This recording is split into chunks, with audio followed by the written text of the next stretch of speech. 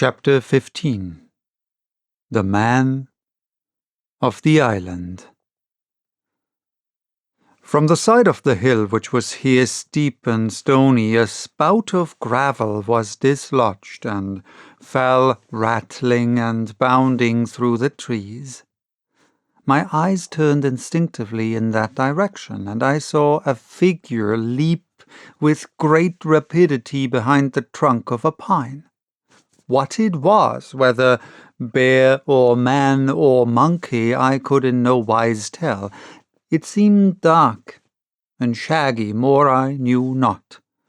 But the terror of this new apparition brought me to a stand.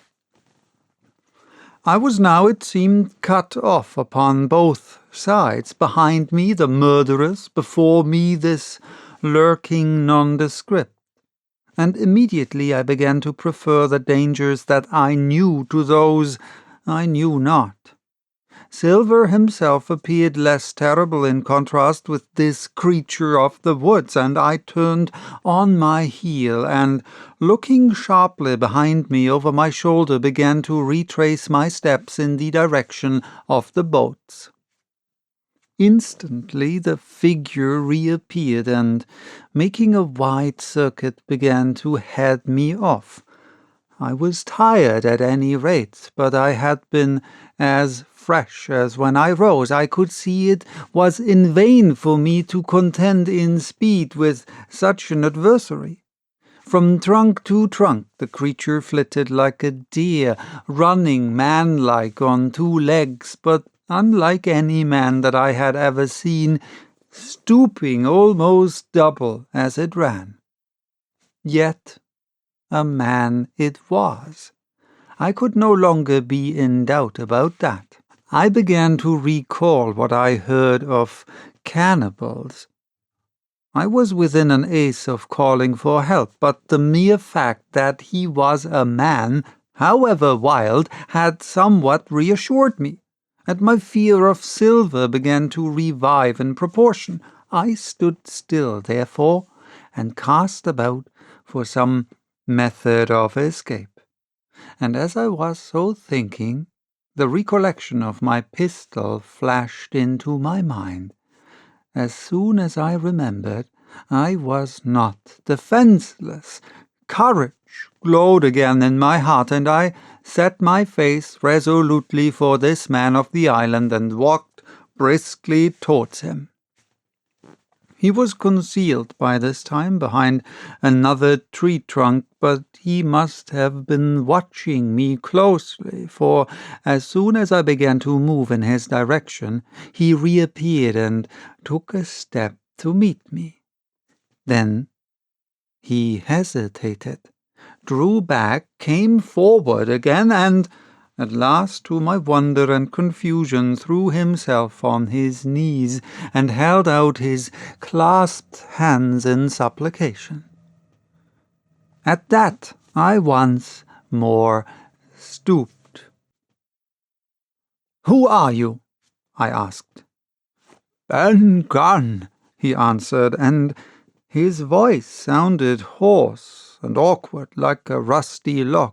"I am poor Ben Gunn, I am, and I haven't spoke with a Christian these 3 years. I could now see that he was a white man like myself, and that his features were even pleasing. His skin, wherever it was exposed, was burned by the sun. Even his lips were black, and his fair eyes looked quite startling in so dark a face. Of all the beggar men that I had seen or fancied, he was the chief for raggedness. He was clothed with tatters of old ship's canvas and old sea-cloth, and this extraordinary patchwork was all held together by a system of the most various and incongruous fastenings, brass buttons, bits of stick, and loops of tarry gascon. About his waist he wore an old brass-buckled leather belt, which was the one thing solid in his whole accoutrement. 3 years! I cried. Were you shipwrecked?" "Nay, mate," said he, "marooned." I had heard the word and knew it stood for a horrible kind of punishment common enough among the buccaneers, in which the offender is put ashore with a little powder and shot, and left behind on some desolate and distant island. "Marooned 3 years agone," he continued, "and lived on goats since then, and berries and oysters. Wherever a man is, as a man can do for himself. But, mate, my heart is sore for Christian diet. You mightn't happen to have a piece of cheese about you now? No? Well, many's the long night I've dreamed of cheese, toasted mostly, and woke up again, and here I were." "If ever I can get aboard again," said I, "you shall have cheese by the stone." All this time he had been feeling the stuff of my jacket, smoothing my hands, looking at my boots, and generally, in the intervals of his speech, showing a childish pleasure in the presence of a fellow creature. But at my last words he perked up into a kind of startled slyness. "If ever you get aboard again, says you?" he asked. "Why, now who's to hinder you?" "Not you, I know," was my reply. "And right you was," he cried. "Now you, what do you call yourself, mate?" "Jim," I told him. "Jim, Jim," says he, quite pleased apparently. "Well now, Jim, I've lived that rough as you'd be ashamed to hear of. Now, for instance, you wouldn't think I had a pious mother to look at me?" he asked.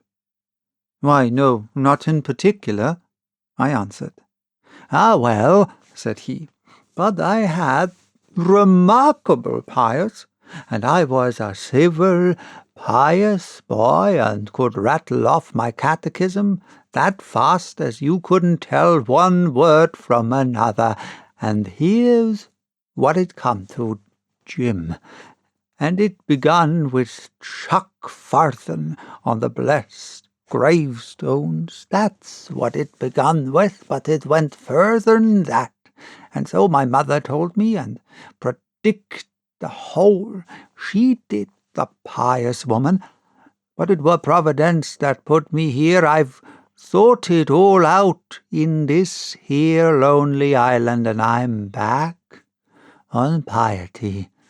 You can't catch me tasting rum so much, but just a thimbleful for luck, of course. The first chance I have. I'm bound I'll be good, and I see the way to, and Jim," looking all round him and lowering his voice to a whisper, "I'm rich." I now felt sure that the poor fellow had gone crazy in his solitude, and I suppose I must have shown the feeling in my face, for he repeated the statement hotly. "Rich, rich, I says, and I'll tell you what, I'll make a man of you, Jim. Ah, Jim, you'll bless your stars, you will. You was the first that found me."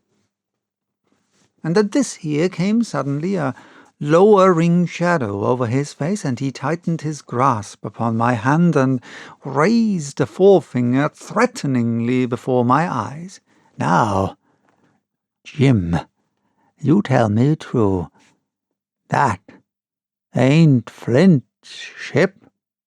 he asked. At this I had a happy inspiration. I began to believe that I had found an ally, and I answered him at once. "It's not Flint's ship, and Flint is dead. But I'll tell you true, as you ask me. There are some of Flint's hands aboard.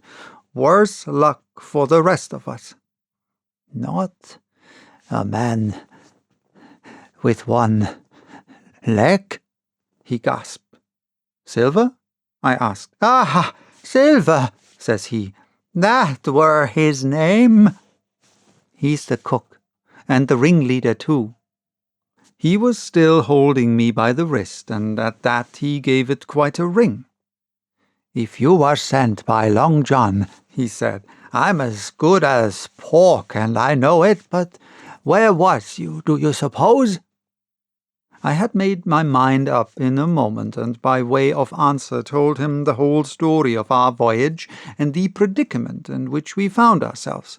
He heard me with the keenest interest, and when I had done, he patted me on the head.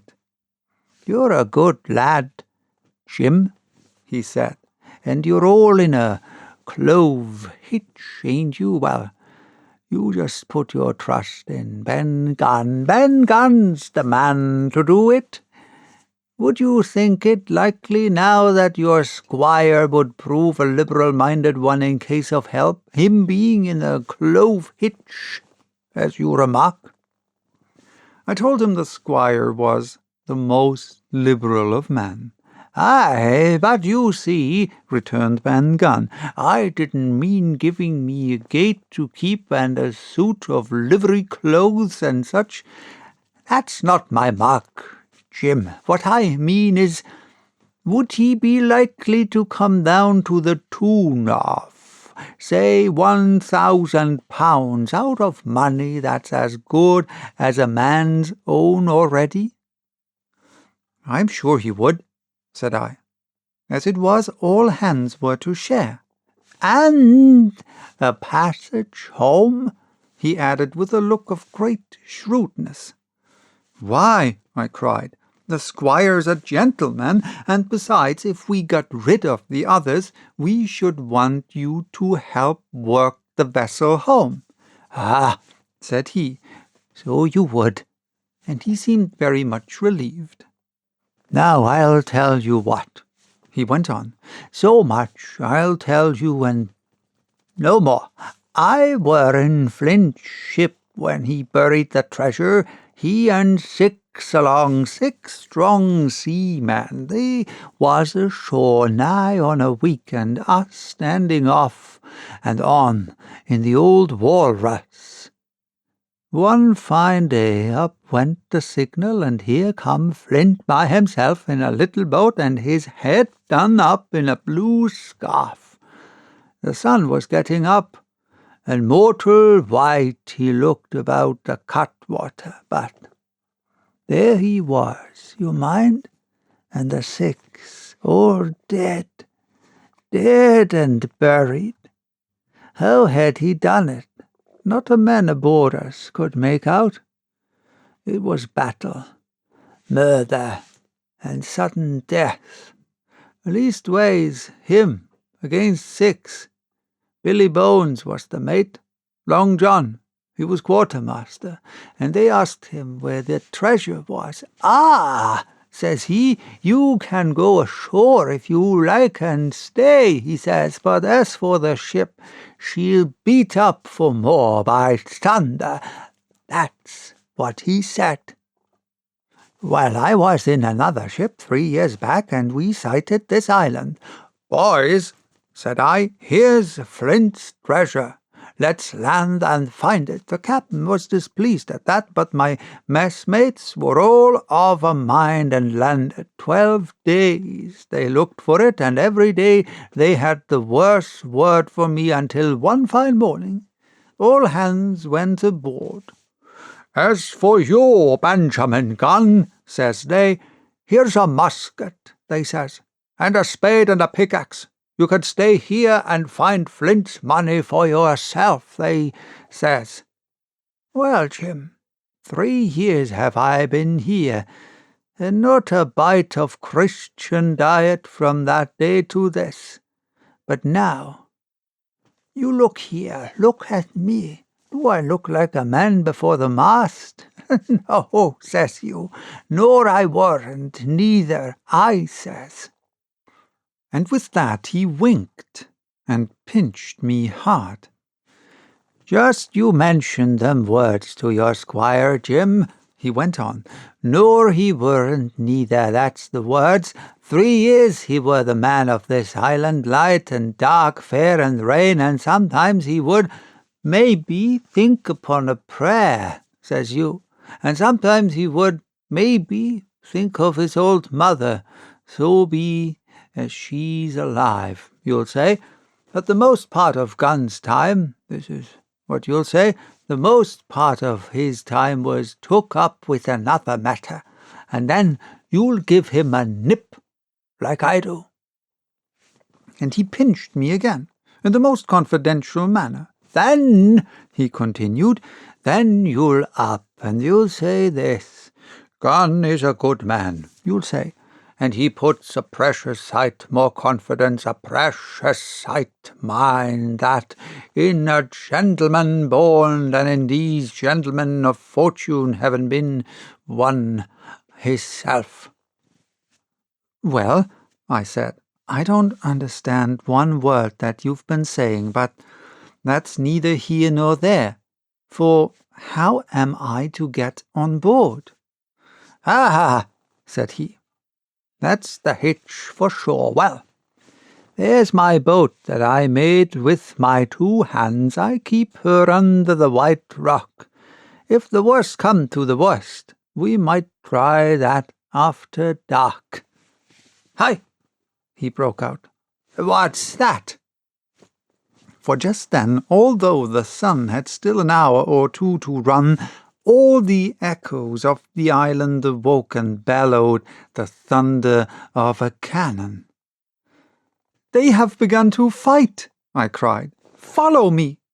And I began to run toward the anchorage, my terrors all forgotten, while close at my side the marooned man in his goatskins trotted easily and lightly. Left, left, says he. Keep your left hand, mate. Jim under the trees with you.